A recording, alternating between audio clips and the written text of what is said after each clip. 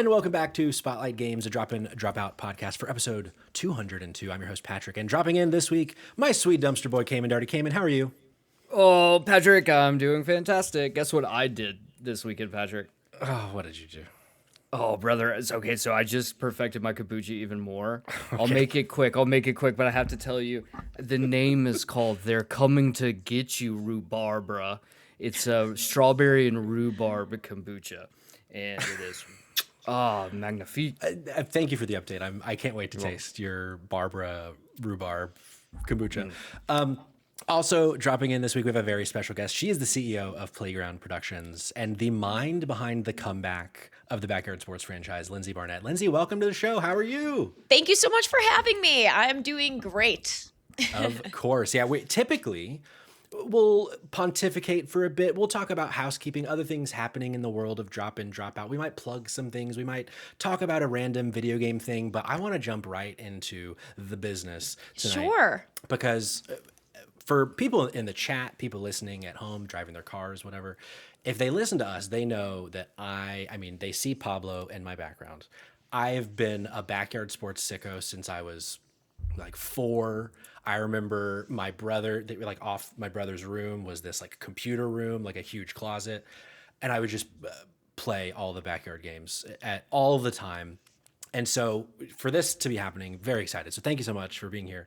I kind of want to just go through from the beginning, sure, kind of like the history of backyard sports coming back. So yeah, what is your, like, going back to when you were a kid, like, do you remember the first interaction you had with the Backyard franchise? Very much. So the first game, Backyard Baseball, came out in 1997, and I had that in had the CD-ROM. I actually have the CD behind me. There's one here and here. This one is not in the original case because that is my original CD-ROM that I saved. Amazing. And I was playing at 5 years old, and I just loved these games because for somebody like me who was a really sporty little girl, they actually had girls who could ball in this game. And that was so cool to see. And I would play, I would take turns with my brother or my cousins, and we'd all huddle around the giant dinosaur computers and play. And, I don't really remember if I was any good at the game, but that didn't really matter because the characters and the humor and the fun were what mattered. And what I do remember is having all of the games and then really getting inspired to actually go outside and play. And I didn't know this until way after, not to jump ahead, but sure, I didn't know that the Humongous Entertainment brand when I was a kid was an educational brand. And these games were, the purpose was to teach you the rules of sports. And turns out that's exactly what it did. I wound up learning about a bunch of sports that I was not exposed to. I'm from Chicago, so I was a diehard basketball fan from the day I was born, but I'm, 5'0" now as a grown up. I was a pretty little kid, and I certainly wasn't, signing up for the football team, but I wound up playing on a co-ed flag football team because I loved backyard football 99 so much that I was like, can I play? Please let me play. That's awesome. Colmai's in the chat asked, did you play like baseball or softball growing up? I played everything. Yeah. My dad was a professional tennis player and my mom was a ballet dancer. And so they signed me up for pretty much every different thing and just saw what I was interested in. And basketball was by far my favorite sport growing up, just because it was the 90s in Chicago and everybody thought they were like Mike, including me. And, you'd get your Jordans on and you thought you could dunk and the whole thing. And so I played basketball. I played softball and baseball and t-ball and all that. I played tennis. I was on the swim team. I was on flag football. I did a bunch of different sports and I loved it all. Man, to talk about being a Bulls fan back then, my first day of kindergarten, so this is like 96, 95, something Okay. like that, I was wearing not just the jersey, but also the shorts of Michael Jordan and Ooh. a St. Patrick keychain because my name is Patrick. I don't think I had the Jordan shoes, but the Bulls were an I institution then, that's for sure. genuinely wish I had saved some of the shoes. I'm a big sneakerhead now, Yeah. and I had a great pair of like hand-me-downs from my brother that were these like powder blue UNC blue Jordan 11s, and I'm like, I wish I still had those. Like I'd have them up on my desk if I did. Before we get into the story of acquiring the rights, Sure. because you've told that story before, but I don't Yeah. know that our audience has heard it. You mentioned something that I wanted to dive in on a little bit with the inclusivity of it all. Yeah. Like I remember back as a kid, being a white boy, I saw myself in everything, whether it was TV, movies, games, all of it. And it wasn't until much later in life that I recognized that, like, oh, that's not an experience that most people have. And like, reflecting on the Backyard Sports franchise, I mean, like you said, 1997, maybe still to this day, Yep. like the most inclusive video game that has ever existed. Was Yeah. that like a driving factor for you of bringing it back for kids today, of like to be able to see themselves in a sports game? Yeah, I mean, I think that it's pretty unbelievable that in 29 years, it still is the most diverse and accessible game that has ever been on the market. I mean, Yeah. unbelievable.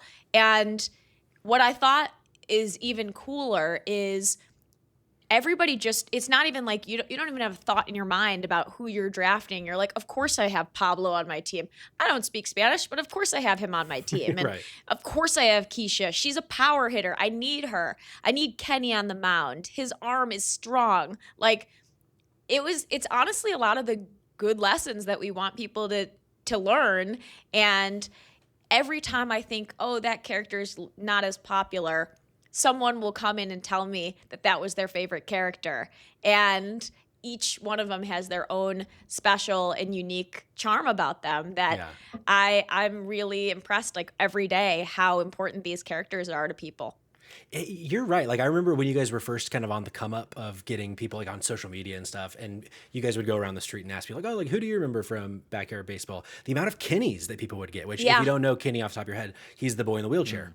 Of like, yeah, because Kenny is one of like the Best first pitcher. four I always think of because, as you said, you got to have Kenny on the mound. Like no one Yeah. has the arm like Kenny, and Pablo could be the backup when Kenny needs a break, but so For yeah, sure. Well, it was interesting. We did an event with the Special Olympics, and to see an athlete who is in a wheelchair who was a baller, like Yeah. a great pitcher and a great athlete who was not weak, and every single person at that event came up to me and was like, "We love Kenny," and I did not realize like what he meant because sure. a lot of people within that community did not see anybody else in their life since that game that showed a strong wheelchair character. Yeah. And for a game in the 90s to have someone like Kenny in a wheelchair and him not be bad because he's in Right. a wheelchair is like, so you think like even today, I feel like a lot of people would fall into the trap of, oh, well, Kenny can't be fast because he's on Right. wheels. It's like, well, no, like that. There's no point in doing that, right? And the cool thing about Backyard is like all of the different characters, obviously Pablo is Pablo, but the other characters, like one, they complement each other so well. Like you can put siblings on a team and they might play better or worse if their sibling is there. You can put kids in certain colors, they might play better. I mean, there's just so many different dynamics within the Backyard group of kids that, and sometimes like my teams that I pick, I like power hitters on my Sure. team. Some people like speed on their team. Some people like pure comedy. Some people want to draft like a, true player position. So everybody just does it differently. Yeah. To dip back into the acquiring of the rights conversation, because then I want to bring Cayman in on the education piece here too. Sure. Of you've told the story, but for those that don't know, like what was the original inspiration of finding the rights and bringing Backyard Sports back into everybody's life? Yeah, so I have a very different background than the majority of game companies. I was an elementary school teacher, And I had studied film and television and animation at Northwestern undergrad, and then I got my master's in education and teaching, and I wound up teaching for 8 years. But I had always thought that I was going to do children's entertainment. That was what I had written my essay about to go to college, was on the Peanuts and Snoopy, and that being the inspiration for me.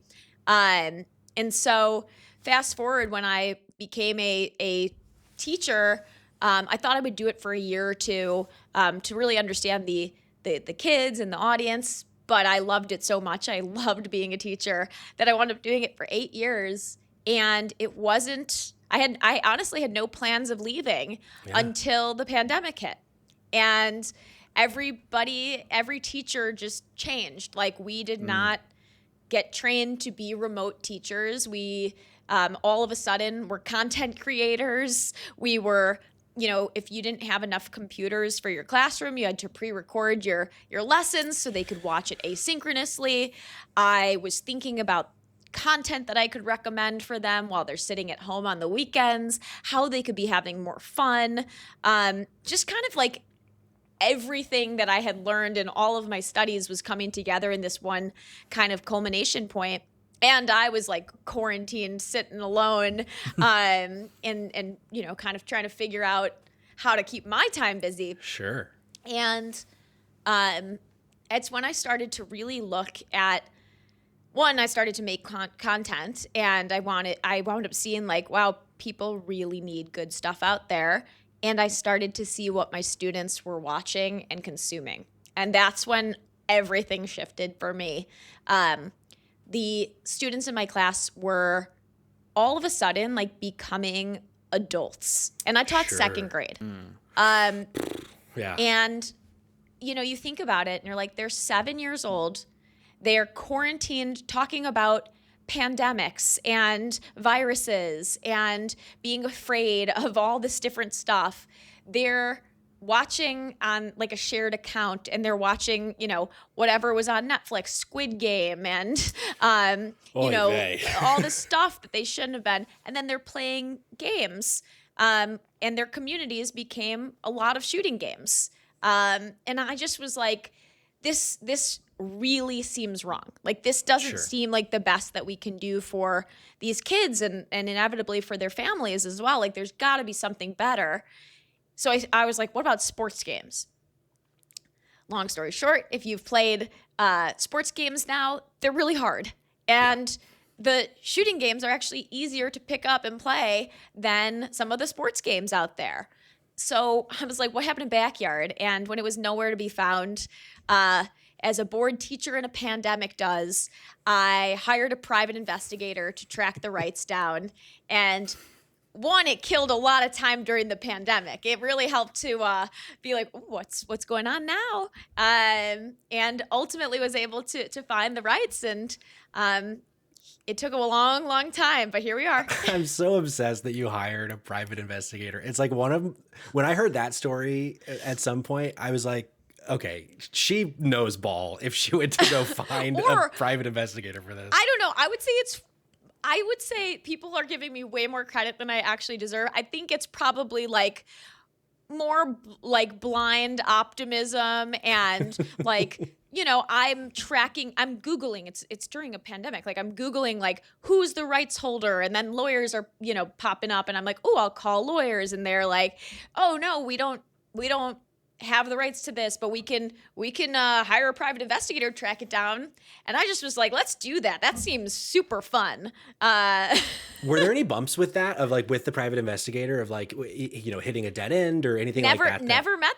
Never met the person. Wow, I don't even know if it's a guy or girl. Like, just, it was all a pandemic. So it just was like emails back and forth. And, it really took time once we found the guys, and they're still, we produced together, and we produced on the animated special, and have a lot of fun stuff coming up.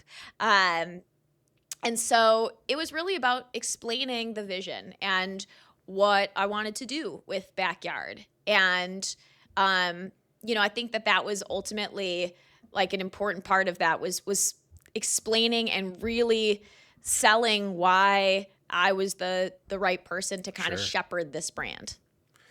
Cayman, you had some questions from the education side. I'd love to pepper in here. Yes, so I'm my wife is a former educator as well. She middle school, technically sixth grade, so depending on where you land on that, middle or elementary. And one of the big things Good for during the her. pandemic, Tough. It's tough. yeah, it wasn't great. Especially Middle school we is so met. fun, but I couldn't handle the smells. It's I had to do a field trip one time, and I wasn't prepared for it. These kids aren't kids anymore, I think, is the problem. They're That's so much funny. more mature than I was when I was in sixth grade. Yeah. It's wild. But I do remember during the pandemic just the awfulness of just being like we were living in a loft, so I would like stay upstairs while she taught, and she would Yeah. have to do it all virtually, and like just the amount of like hoops you'd have to go through. So shout out for making it through that. That alone would have driven me crazy. I watched her go mad. It was a lot of Animal Crossing during those days. Well, there was. It was it's definitely an interesting thing to see. Even the fact that you're commenting on how they weren't kids anymore. That I think is exactly the problem that I saw too. Was my second graders didn't feel as second grade as Right. the previous groups, and we needed to change that. Yeah. Unfortunately, I don't know if I'm hoping that comes back. That innocence may be lost, unfortunately. That being said, not to be Debbie Downer over here. I'm an optimist, so I'll hype it up. Don't worry. Fantastic. We're going to be in the middle. All right. So I'm curious. So one of the things with my wife, she got her specialist degree in gamification. And one of the big things that she did was she used Minecraft in the classroom. Cool. So I was curious about where you stood in regards to, like, I mean, you have second graders that you're trying to fill time with. Going in now, and we're kind of fast forward going into backyard sports, you still live in this world of like you're using games as a device to teach children. So like where do you land on that? Like, do you think that there's a larger space for these games to play into kids' lives outside of just a hobby that's a secondary thing? Absolutely, and it's a really great question, and framed really well, because it's, when I'm thinking about backyard, I'm actually not really thinking about backyard as just a video game. I'm thinking about it as really like a way of life.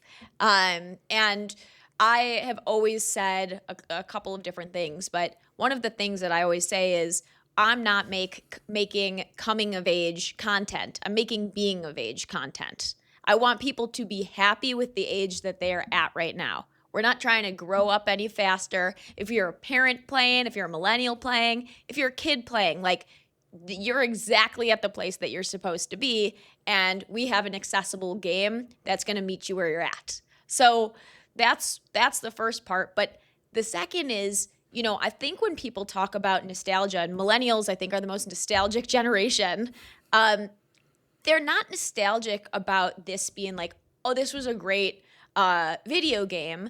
They're really nostalgic about like this game represented a time in life when being a kid was the best thing in the whole world, where you could go in someone's backyard and play ball, and your mom and dad are going to call you for dinner, and you go inside and you're like, can I please play more outside? Can I please get back out there? And you might get, okay, well, you got to wait till tomorrow, or maybe you do get to go out. That is what the backyard is. It's about that spirit of childhood and that joy of play.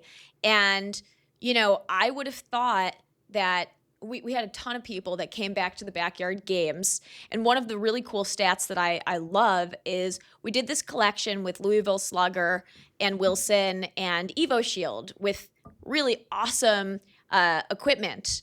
And they had one of the greatest days of sales for T-ball and Little League equipment, awesome. Which means just like I did when I was a kid, kids are playing this, learning how to play, and asking to go outside and actually play it, which is like one of the coolest things ever that we could be a small part in getting people to enjoy.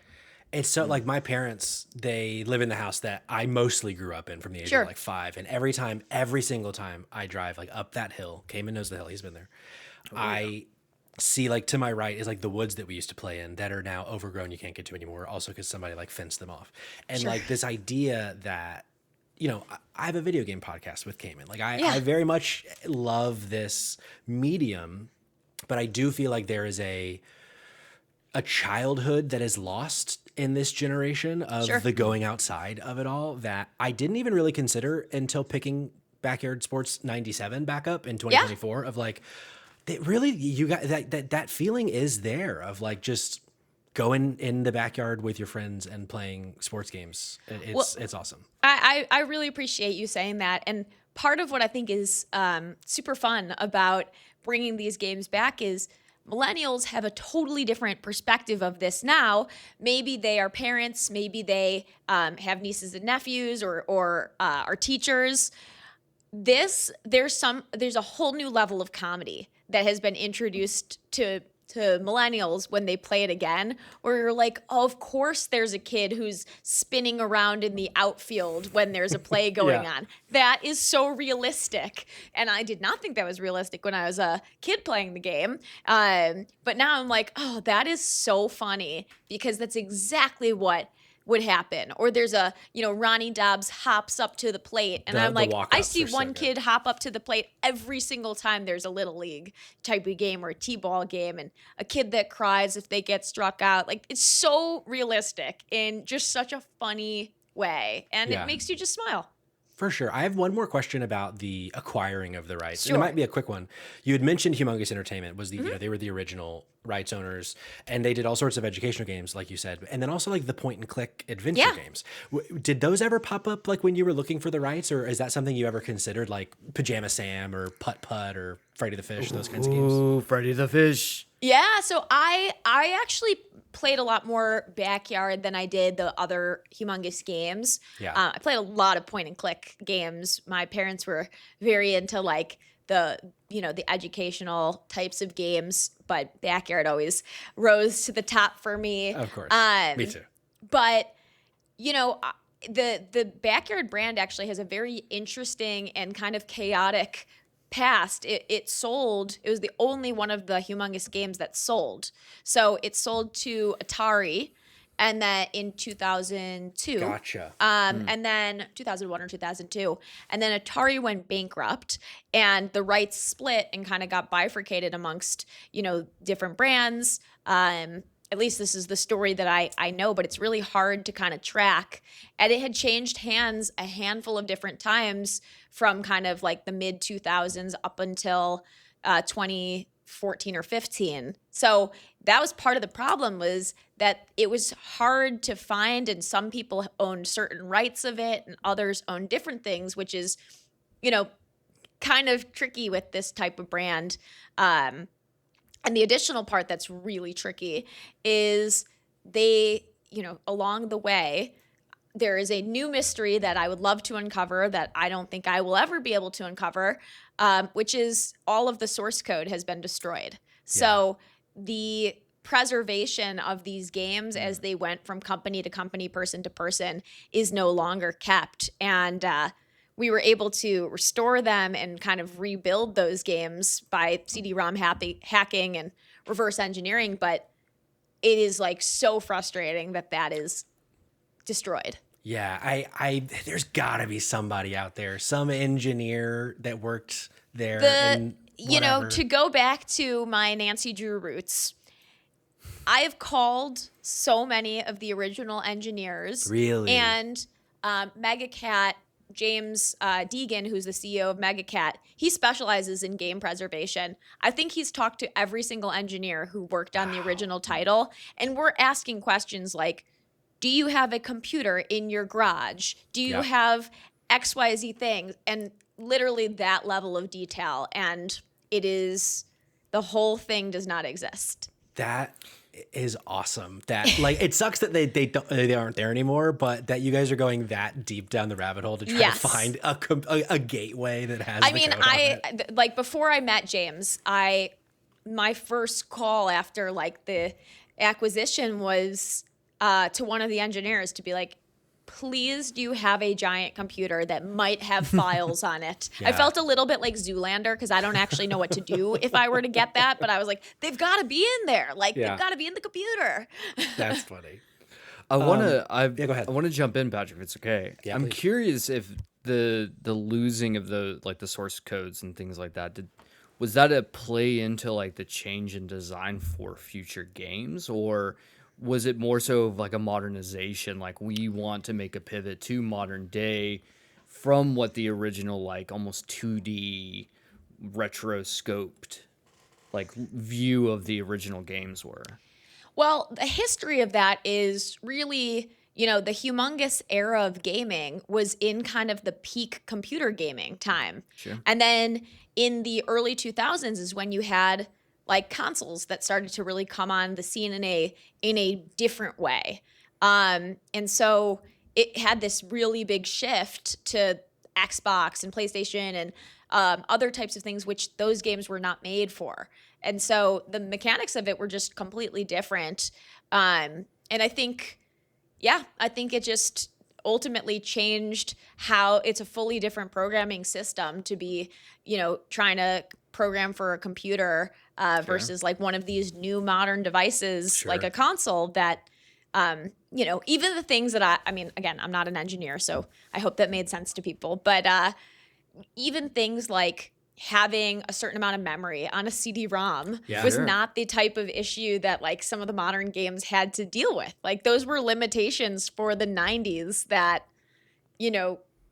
couldn't continue or like, Sure. just different. Look, Yeah. as a big fan of boomer shooters, which had its heyday in the 90s, it is interesting. And it is something that like people are attempting now to try to replicate that again, for that nostalgia hit for people that were like my age or like in Sure. they're 8, 9, 10 years old, while like, these games are really big or popular at the time. Yeah. So yeah, that's Also, it's cool. sprite-based Yeah. animation is Sure. I mean, I think it's unbelievable. I'm such a big animation fan in general, but like it is unbelievable that there's frames, there's literal flip frames of this game.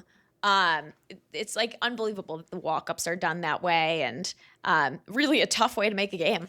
Wait, it's sprite based, the walk up stuff? The walk-ups are sprite-based Wow, for I the did not know that. 97. I didn't know that. Yeah, I it's like assumed it sprite-based was, animation. wow. Because sprite based is not really that popular because of how difficult it is. It's to so do. difficult. Wow. Yeah. Kudos to them in the 90s doing that. It's unbelievable what they did. Like, Yeah. for them to be able to put out so many games, like almost every year had a game. There's so much that I'm like, wow, that is an unbelievable feat to be Yeah. able to do that. Now For we're sure. building a game in 3D, and we're able to take so many of the amazing charm that they had in the 90s and bring it into a 3D form.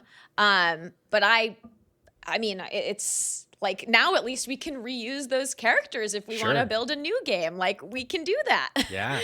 Well, I think too. oh, sorry, go ahead, Cam. Sorry, I mean, we've kind of briefly mentioned in passing the animated special. Yeah. But like Yeah. taking the original characters from '97 to an animated special, I mean, it's a shot for shot. Like I went back and booted up and was playing a couple games before we went live just to get my feet wet again. One, I'm terrible as an adult now. I remember being so good at that game. Woof.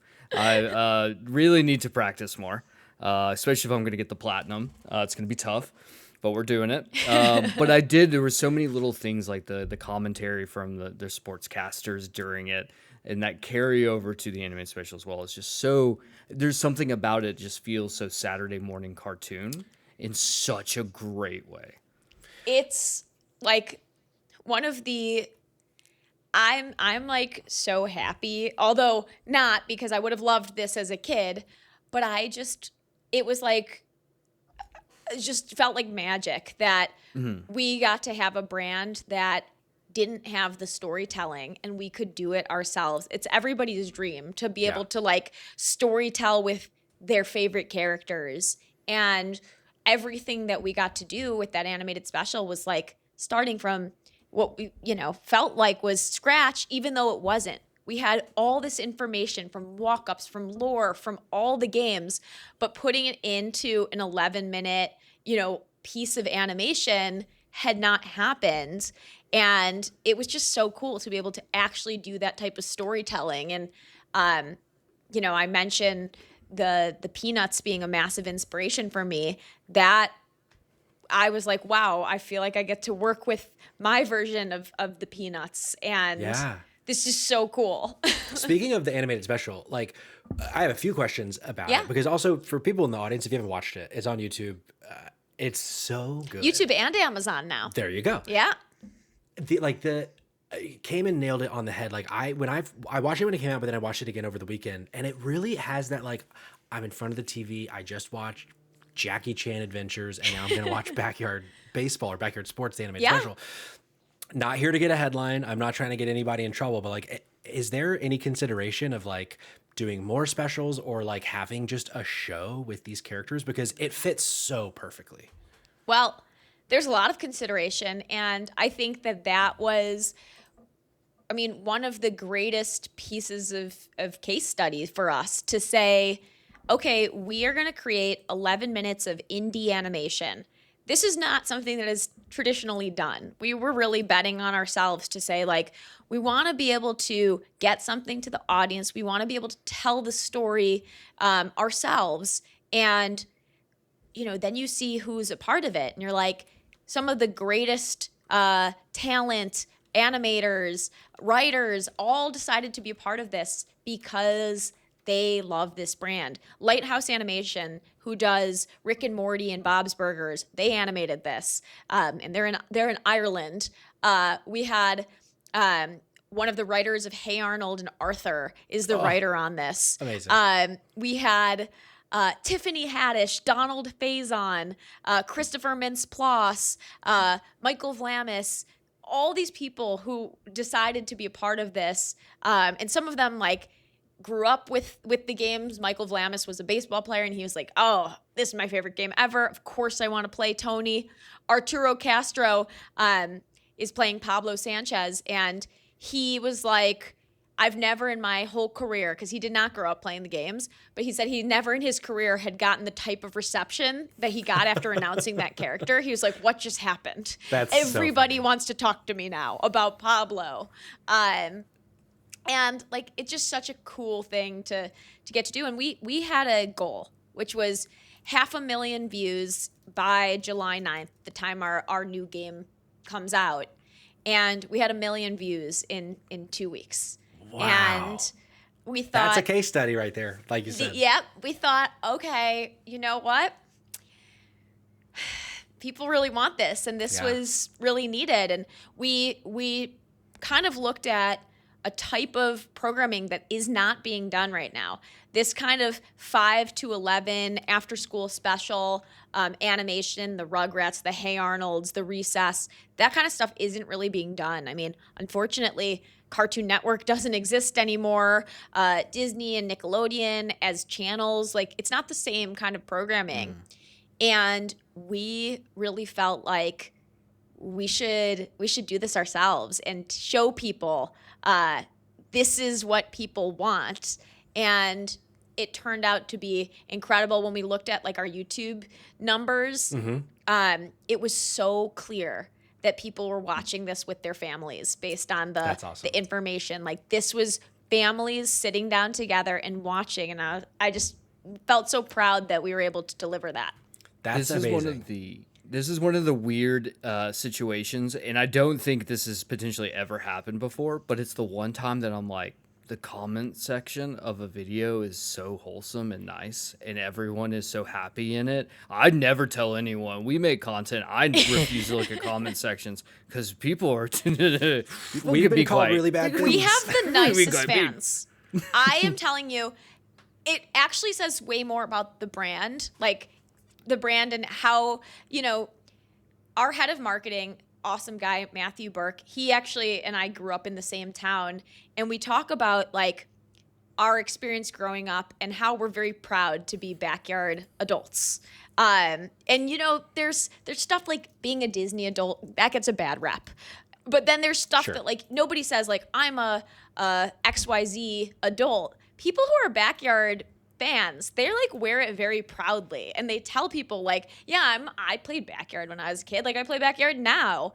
And I think that very much represents our brand. Is like there's a lot of people who are positive. They like this kind of what this brand represents. And when we see it in the comment section, like they are overwhelmingly positive. And I don't know, maybe they like recognize that we're indie. We have a very small team and that we're really doing this with passion. But I honestly think they really relate to these characters, and they're like, hello, old friends. We're glad to see you again. Yeah, I think it's that because also, yeah, High School Weekly in the chat. It's like Patrick Hall. I talk about this so much. Like I think it was, I forget who, someone on your team I noticed went back and found an old post of ours from 2024 when we talked about like our 10 favorite sports games of our childhood. Sure. Because, you know, before it had launched again in October of that year, we were talking about it on the podcast because it has that legacy, I think, of, for those of us that played when we were a kid and are still playing games, it doesn't leave because, and a lot of it is the characters. You answered my second question about the cast and if they had any like memory of being in the game. So instead, I'm gonna just use this to say, if you need a voice for Marky, call your boy. Okay. I Can I went to hear school it for right theater. now? You know, I should have prepped This an is now a impersonation. casting call. I'd like It to is, hear the but- voice. But you know, living in the South most of my life, I can do it. I can't do it right this second. This is horrible that I don't have it prepped. You can But I was wear trying to my think overalls if who you want, The is- buddy. job. Ooh. I know. Tough. I mean, if you know, if you just want to have a little Southern drawl, you can That's pretty maybe good. Throw, you know, take me to the swamps with my little frog, something See, I like put that. him on the spot. I pushed him, and There you go. a good There you go. voice came Yeah, out. not bad, yeah, I can do better. That's just I mean, on the spot. I don't know what kind of like what we call this when you give yourself parts. That's a Sure. different type of it's not like it's not Nepo baby. It's it gotta be some other thing. But I'm the voice of Vinny the Gooch and the Webbers, Which is you're great iconic. at. Yeah. Can we Yeah, get the alive Vinny the Gooch right now? And I'm also the voice of Reese in the new game. So I Amazing. got 4 characters here. Amazing. But of course, so my word to get into character is corn dog. Corn dog. Corn dog. I want a corn dog. That's the way that I get into character. good. Is It's that very good. you have to Honestly. word. I can do impressions of a lot of the different characters. And for Sunny, when I do her impression, you have to do hearty hi ho. That's like how I have to get into that character. Very good. And then Yeah. Reese, you just have to talk about asthma and grass. I'd play better if there wasn't grass around. It's hard for me to breathe by the grass. This is Okay, hold on. So good. I want to go back a moment. Yeah. You went to school for film. Yes. Are you also a theater kid? I actually did do a lot of theater in high school. We had an awesome theater teacher. Shout out to Mr. Schallenbarger. I did take theater, and then but I wasn't really in plays. But I loved improv and I loved comedy. I wasn't always the best at it, but I had tons of fun doing it. And but what I did definitely have was a love of talking and doing voices. So that was probably some of the earliest memories that I have are Yeah. actually doing voices. Like I had a dollhouse, which I was afraid of dolls because of Chucky. So Fair. I did not have any dolls, but I had Snoopy action figures, and I would do the voices of those. I would set up all my stuffed animals on my bed every night and make up stories. And then cut to in college when I got a minor in it's actually a module in interactive arts and entertainment, but I'll just call it a minor. I would do the voices for like everybody's animation stuff if they needed like a kid voice. And then when I taught, that was the best part of the day, was reading. And bet. I was like, okay, it's my time to shine. Yeah. I'm just going to do all the voices for these characters. So So you've you been were born training your for whole this. life for this. I've been It's- training Right. my whole life for this, and Amazing. my parents will tell you that I've trained to talk as well my whole life. That's awesome. To get back to the game a little bit before we kind of look to the future of the franchise, there was a question that came through in the chat earlier that I kind of wanted to touch on a little bit. I don't have that exact question in front of me, but it's about the monetization of the Sure. games. And back when the backyard sports games were being released, there was no such thing as a monetization strategy Sure. for any media, really, whether it was games, movies, DVDs, or VHS tapes, etc. It was just release the thing, and Yeah. it costs $20 or whatever. Was there ever any consideration when bringing back backyard sports of adjusting the monetization strategy, whether it's season pass, games as a service, etc., or has it always been, we just want to give the game to the people for the price that it costs and let them have everything as it was, back in the day? Yeah, so a couple of things. For all of the retro titles, the 6, the monetization strategy was, I'll say it was a little bit luckier than anything else because I didn't know that we could bring any of those games back, so it wasn't a part of my business plan. And I have to remind people about that all the time. Like, first of all, this was a crazy thing, and I told you guys, like, some of this is just blind optimism. It is an insane thing to say we're going to bring back 6 games in a year. That does not happen with other brands. Now I know why, because it's really hard. And I didn't know that any of this could happen. And so once I figured out that MegaCat was able to bring these games back to modern devices, I just was like, I want to have all the games that I loved as a kid available. And, I want to be able to have these games be like they were in the 90s. It's a one-time fee. You play it, you have fun. You don't have to watch ads in between every inning or have Pablo behind a lockbox. Like, none of that made sense to what these games were. Plus, I mean, we don't need to be playing a one inning for like 45 minutes because we've had to sit through 800 ads. Right. It just didn't seem like a good fan experience. And when we brought the games back, they became top games immediately. I mean, Backyard Baseball 97 released as a top sports game on Steam. It launched as the #1 paid game on Apple App Store, knocked off Minecraft, little game called Minecraft. Yeah. I mean, all of that was truly, I didn't know that any of it was going to happen, and I'm really thrilled, and it informed a lot of how we want to bring this new game to the market, which is fans really liked that they were able to buy the game and have kind of this safe experience that they did when they were in the 90s, or even kids, that they weren't having to watch crazy ads. So for our new Backyard Baseball game, the game that you'll be able to buy on July 9th is, like, you will have the game. And you won't have any of the core characters behind lock boxes or have to watch ads in it. Like, that game, you'll be able to win with the game that you have right there.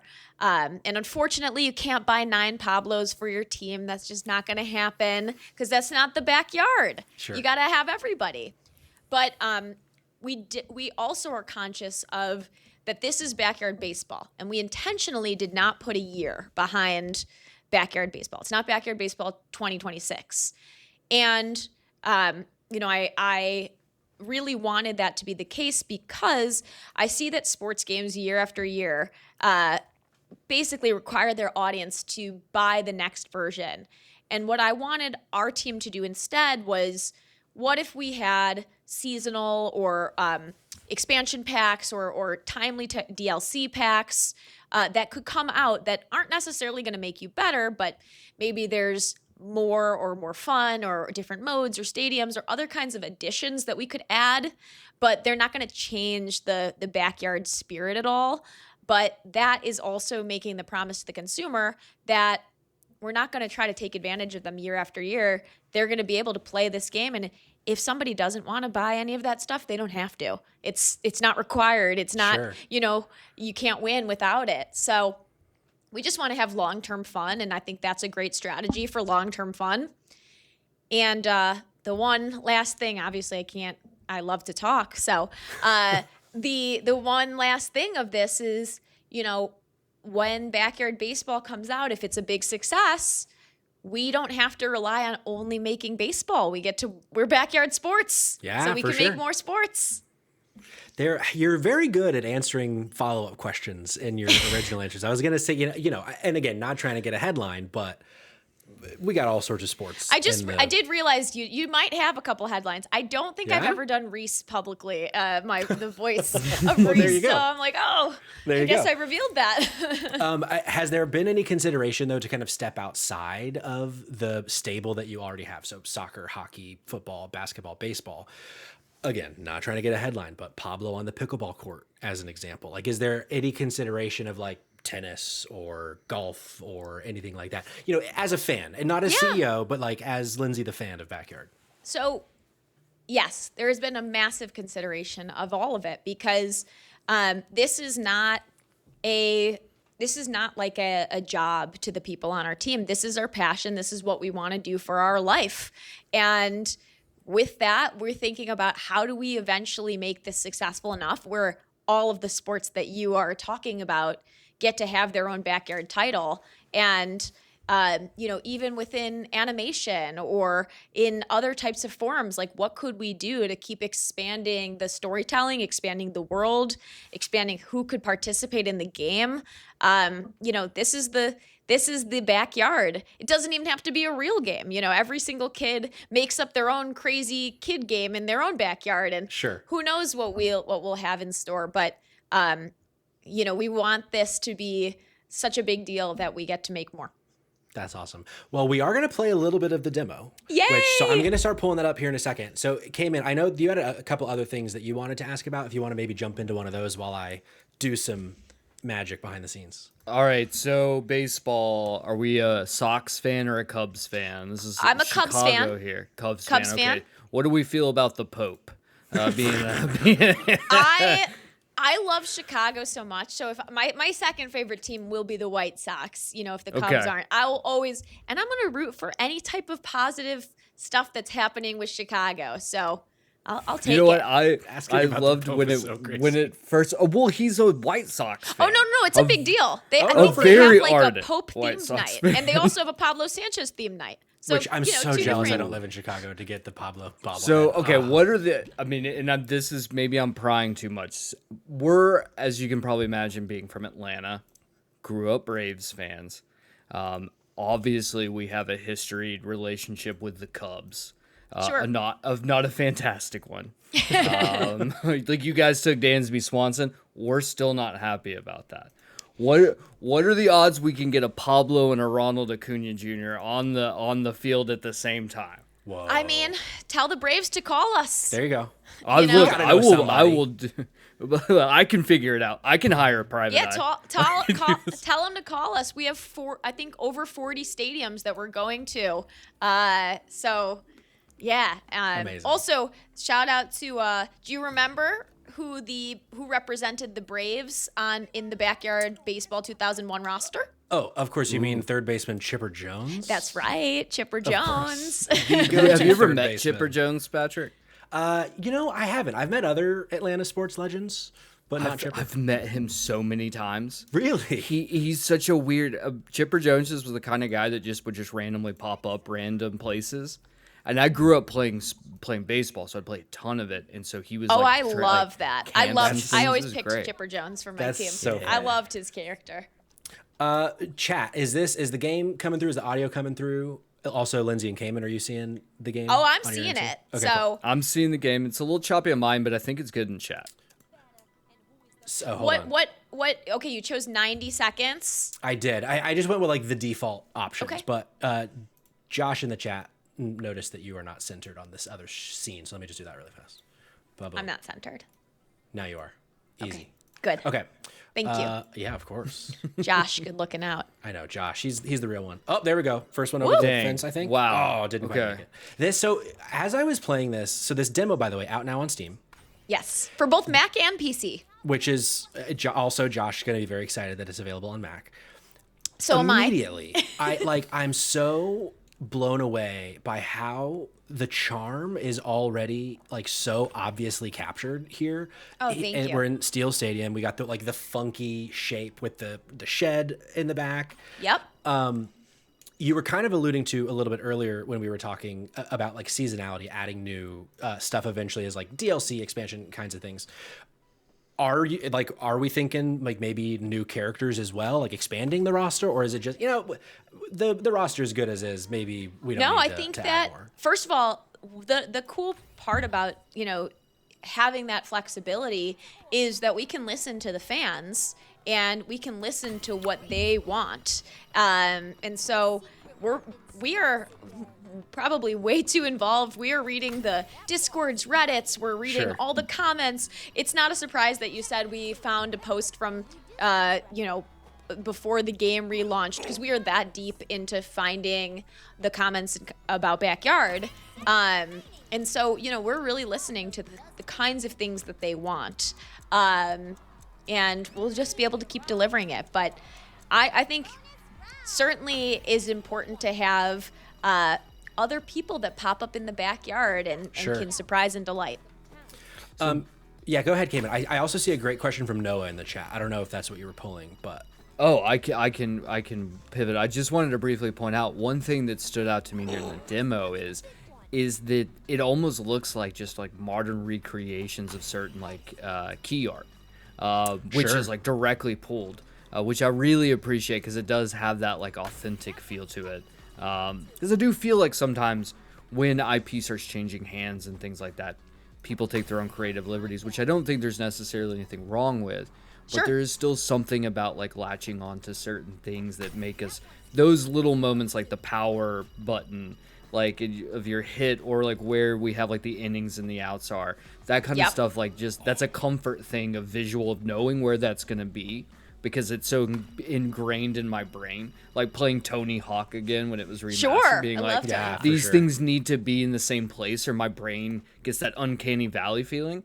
So But it I definitely actually has love that you say that because I fought really hard to keep that, because a lot of the stuff is from the kind of things that you're bringing up. It's not necessarily like what would work best in a game. Like if you look at the buttons, their buttons are kind of blocking part of the screen, but that is comfort for us, and it's also just like the way it is.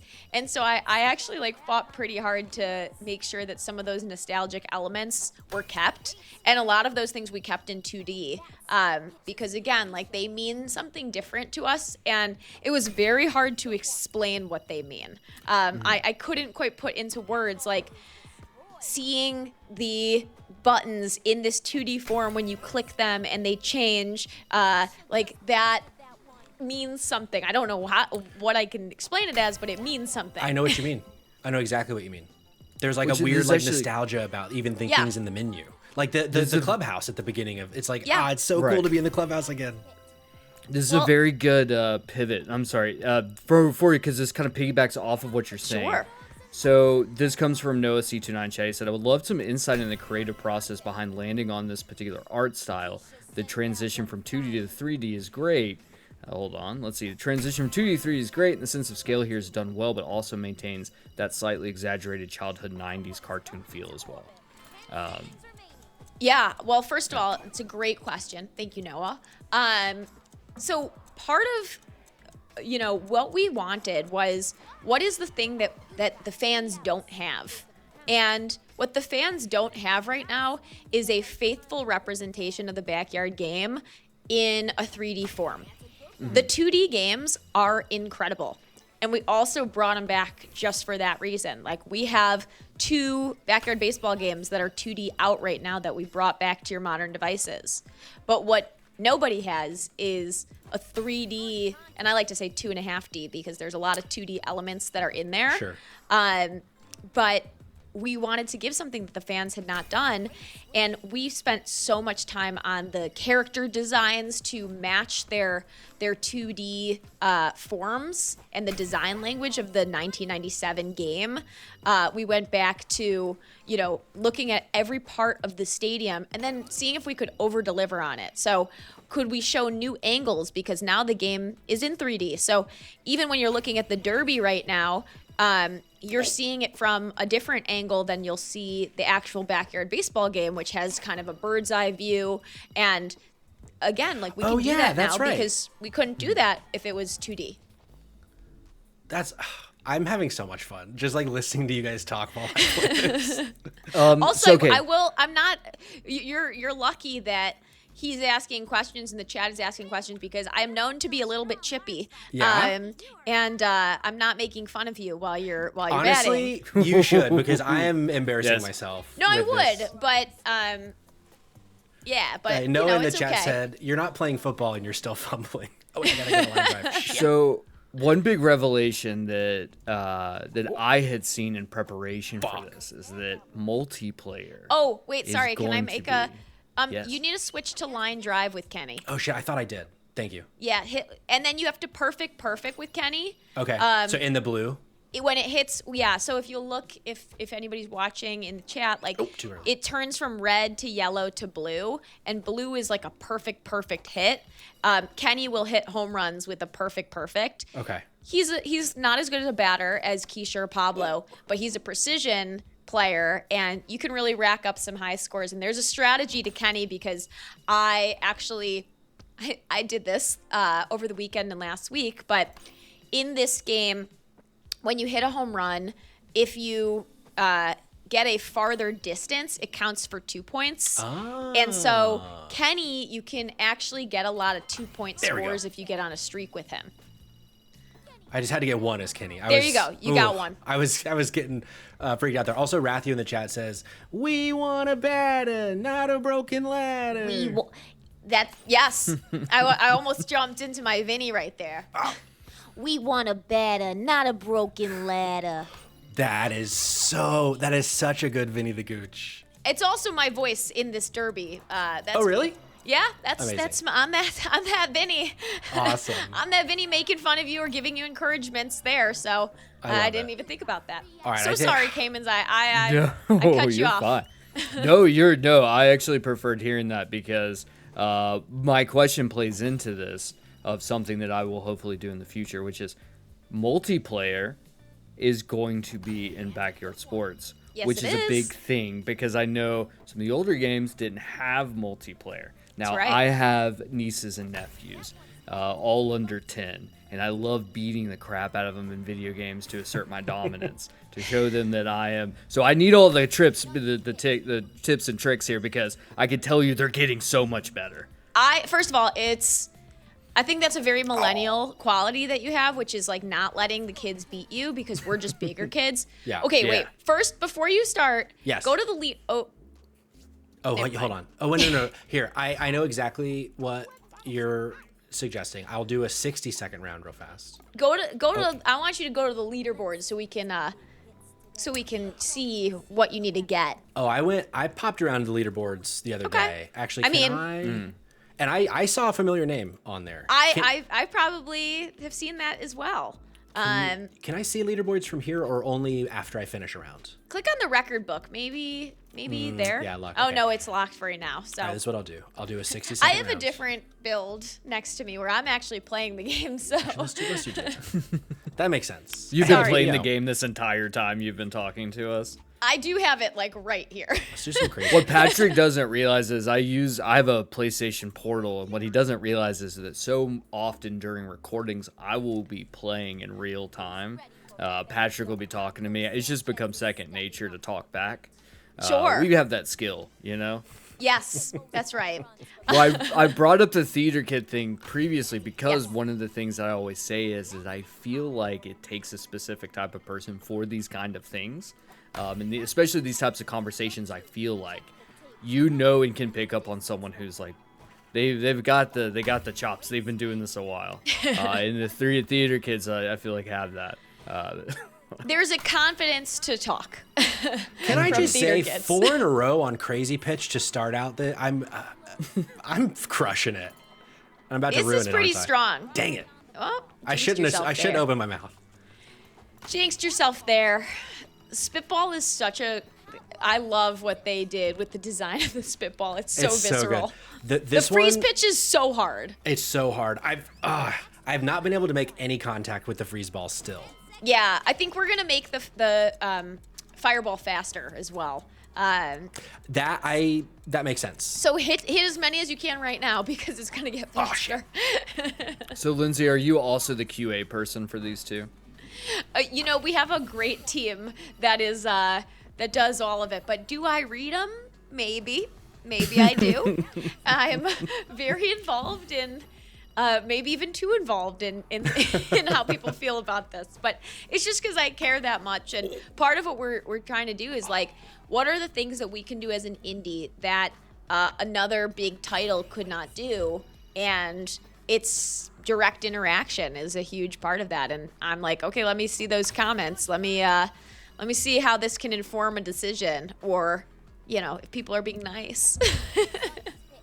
Lindsay, off the top of your head, do you know the furthest you've hit a ball so far? In Yeah, the 997. Oh, which is the max for right now, because paying a little homage to the 1997 backyard baseball. But we will have it we've already thought about how we're gonna increase that. So Okay. it just keeps increasing, and we'll have more room on the leaderboard. I've not been able to crack like 510 so far. You gotta get streaks. I gotta get Streaks in the streaks. game. Yeah. Also, you might have noticed I always name it's ever since the reboots or the re-releases started coming out in 2024, because I role play as Pablo's papa, because it's always the kid's dad is the coach, so it's like Sure. So I'm Pablo's papa. I like that. Yeah. It is. There is a lot of you're adding your own lore to this. Exactly. So I believe if I went to Crazy Pitch, there it is, Backyard Lindsay. Look who's there. Number Look one who's spot there. for It's old distance, Backyard Lindsay. home runs, and most points. On Look Crazy who's over Pitch there. is crazy, too, because that. Also, I love hot dog water. I don't know. That's a great. There's username. some really funny names that are in there. Yeah, I assume the ones that are just asterisks are perhaps maybe not safe for work. They're probably not appropriate. Yeah, for sure. Although I've Jake, seen it's a just few all that we Jake. need to maybe star out as well. Yeah, for sure. People it can be happens. clever. It happens. Yeah, I dream of being on this leaderboard one day, but I don't know. We'll see. I've been really working to try to get onto the classic leaderboard. It very much bothers me that I am not on the classic leaderboard. So Hey, we all have things to work on. I believe in you wholeheartedly. And like, just look at this clubhouse too. Like I was mentioning it a second ago, if it'll let me. Oh, we might be glitched. Let's see. Maybe we've hit a bug. That's okay. I'm just gonna quit. Yeah. Let's just blame while it on you're the working stream. on Not it. on the It's actually my fault. It's not the Probably is. It's my computer. While specifically. you're working on it, Patrick, I'm gonna ask some hard hitting questions. I'm like, ready. What are some secrets you're not allowed to tell us? Wink, wink. So, no. all of these things that will certainly get Lindsay in trouble for sure.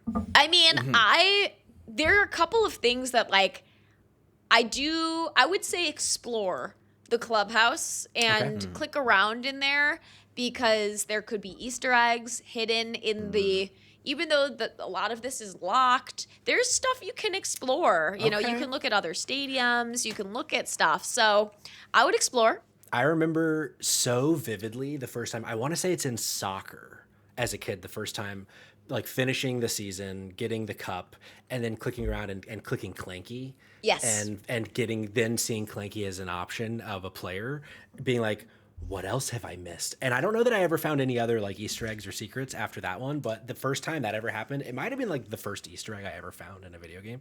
I think awesome. that Easter eggs and having unlockables is so much fun. I do too. And we will definitely be having Easter eggs and unlockables in our game, because it's just, I don't know, there's something that's so fun about that. And being able to like play to win something that you can't buy, again, goes back to like the 90s culture of spirit of play and the joy of play that we love so much. It's like, no, you can't buy that. You got to win that. Yeah. Last question from me, because I know we're approaching time.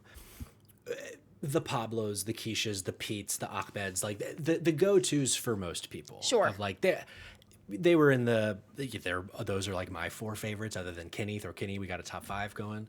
But what is a character in the franchise, in the backyard, on the bleachers, that you think deserves more credit that they don't get? Well, I would say that the person who deserves more credit is not on the bleachers, and it is Sunny Day. I think that Sunny Day, think about this. Sunny Day is the reporter of every single game across every single sport. That girl is dedicated. And you're right. All of them.